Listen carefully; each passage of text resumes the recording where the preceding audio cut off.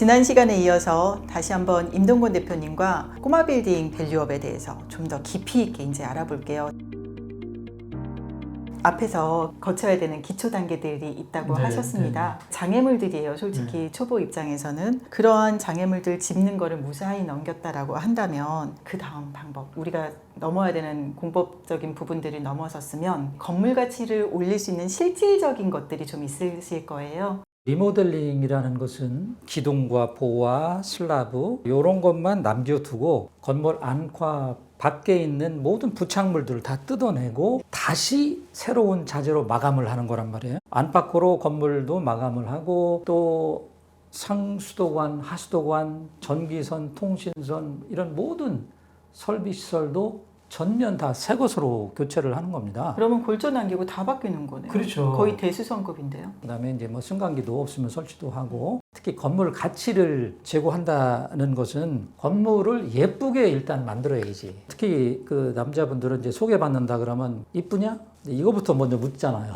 남녀가 만날 때는 첫인상을 뭐 한 3초 안에 마음속으로는 뭐 벌떡 기다 아니다가 이제 판단이 내려지잖아요. 건물도 마찬가지다 이거지. 지금 현재는 30년 이상 낡아서 볼품이 없지만 3층짜리야. 그러면 이제 1층 증축을 하면서 4층으로 만들면서 그 모양이 새 건물하고 똑같은데 디자인이 너무 예쁜 거죠. 그러면 당연히 호감이 들겠죠. 그래서 건물 외관 꾸미는 것이 가장 중요하고 그 다음에 이제 기능을 또 제고를 해줘야 되니까 네. 활용성을 높여주기 위해서는 최소한 이제 4층 이상이다 그러면 엘리베이터가 필수잖아요. 네. 그럼 엘리베이터 설치하는 방법도 이제 세 가지가 있어요. 반계단 올라가면 거기 되게 이제 화장실이 있잖아요. 꼬마 빌딩 같은 경우는. 그럼 이제 화장실 자리를 따내서 거기다 관로를 설치를 해서 승강기를 설치하는 방법이 하나가 있고, 그 다음에 이제 건물 내부에 들어가서 어느 한 곳을 할애해 가지고 또 승강기 관로를 설치해서 하는 방법이 있고, 네.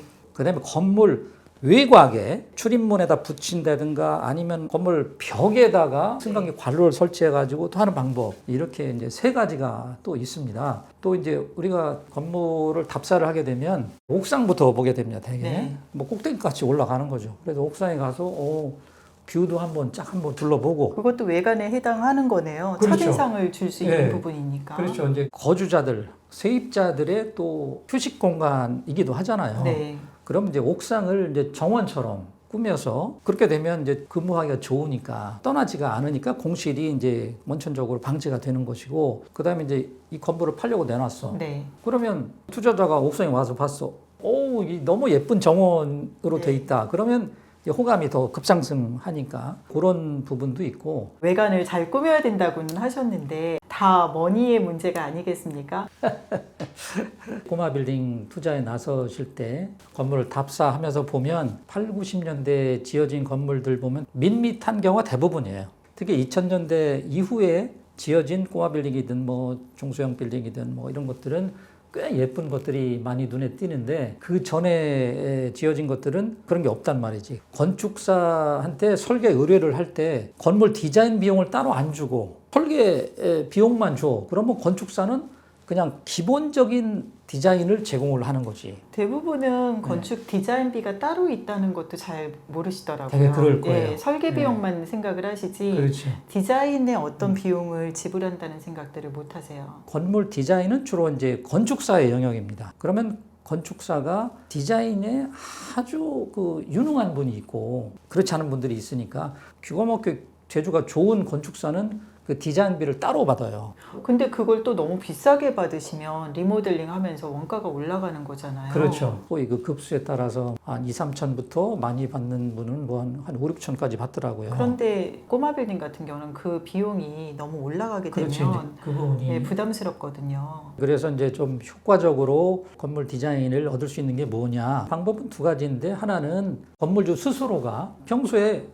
리모델링을 앞두고 열심히 꼬마 빌딩들이 많이 몰려 있는 곳에 가서 그 신도시에 이제 그 상가주택 밀집되어 있는 데라든가 네. 그런 데 가다 보면 이제 예쁜 그 디자인을 한 꼬마 빌딩이 많이 있거든요. 신도시요. 그렇죠. 네. 집중적으로 사진을 찍어서 많이 보관을 하고 저 같은 경우는 제가 수집한 그 디자인들이 뭐 한 수천 건이 있기 네. 때문에 입지나 상권에 맞추어서 맞춤형 디자인들이 수없이 많이 있죠. 그런 그렇죠. 부분들이 좀 필요할 것 같아요. 건축사님한테 디자인을 의뢰한다라고 하더라도 시장 상황이나 주변 배우지랑 안 맞게 디자인이 나와버리면 혼자 생뚱맞은 건물이 될 수도 있거든요. 맞습니다. 그런데 그게 아니라 가지고 있는 DB 중에서 제대로 된 코디를 해주는 거지. 건물이 그 위치한 그 입지에 따라서 그 상권에 맞추어서 제대로 된 코디를 하면 어울리고 멋지고 사고 싶은 마음 또 그 건물에 들어가서 세를 얻고 싶은 마음이 동하니까. 투자자 입장에서 봤을 때도 유념해야 되는 부분이기는 하네요. 아무리 예쁘다고 해도 배우지랑 이질감이 느껴지게 되면 투자의 가치가 없는 거죠. 요즘에 저희 이제 시장에서 보면 이슈가 승강기가 있는 것과 없는 것에 대한 가치가 확연하게 달라져요. 3층만 돼도 걸어 올라가기 싫어한단 말이에요.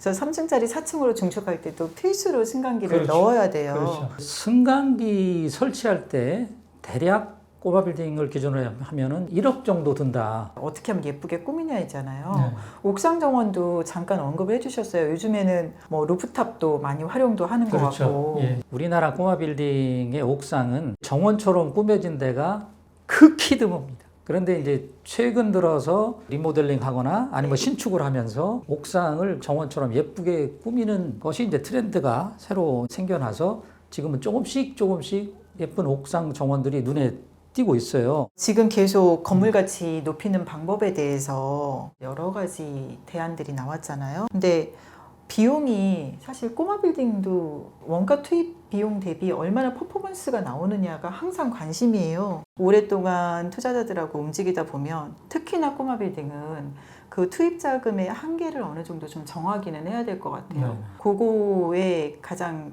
판단의 기준이 되는 거는 내가 이 돈을 넣어서 과연 이 자금을 투입한 것만큼 근사한 건물을 만들었는데 그거에 대한 퍼포먼스가 아웃풋이 나올 수 있냐라는 네. 이 문제가 항상 관건이거든요. 그렇죠. 그렇다라고 하면 한도 끝도 없이 하는 거는 좀 문제가 있는 것 같아요. 결국은 이제 그 리모델링도 하나의 사업이고 사업 성공을 하려면 이제 수지 분석을 당연히 해야죠. 지금 그 빌딩 시장에서 매매 가능한 임대 수익률을 기준으로 건물 가치를 역으로 산출을 해야죠. 결국은 그러면 이 돈을 들여서 이 임대료가 나오냐 이게 투자자가 가장 관건으로 봐야 되는 관건이죠. 부분이네요. 네. 건물 가치와 임대료는 직결돼 있으니까. 결국 유동적으로 조절을 해서 임대료가 커버가 될 수 있는 범위의 공사비만 투입하자라는 그렇죠. 부분인 네, 거죠. 그래야지만 성공을 할 그렇습니다. 수가 있을 이게 것 사업이니까. 같습니다. 은퇴를 했을 때 어떻게 하면 그 급여가 없이도 내가 은퇴 생활을 잘할 수 있을까에 대한 해답지를 가장 먼저 들이셨던 것 같고 이번에 책이 거의 6번째 책, 그동안의 과정들을 집대성한 책이 나와서 어렵게 좀 모셨습니다. 대표님 감사합니다. 네, 수고하셨습니다. 네.